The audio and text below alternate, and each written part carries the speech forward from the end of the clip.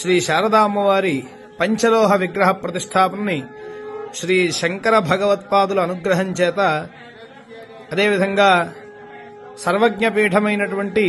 శ్రీ శ్రీ శ్రీ భారతీ తీర్థ మహాస్వామి వారి యొక్క అనుగ్రహం చేత విధుశేఖర భారతీ మహాస్వామి వారు ఇక్కడ ఈ పంచలోహ విగ్రహ ప్రతిష్టాపన అనే కార్యక్రమాన్ని చేశారు. ఇక్కడ మహాసరస్వతి స్వరూపంగా అమ్మవారు కాశ్మీరేతు సరస్వతి అని ఏ విధంగా చెప్తామో ఆ రకంగా ఇక్కడ అమ్మవారిని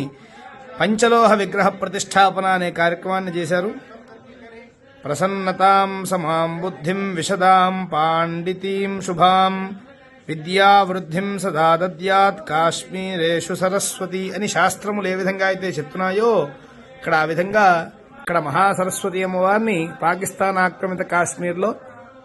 అక్కడి నుంచి కొన్ని శిలలు అవన్నీ తెప్పించి ఇక్కడ విగ్రహ ప్రతిష్టాపన అనేటువంటిది శ్రీ శంకర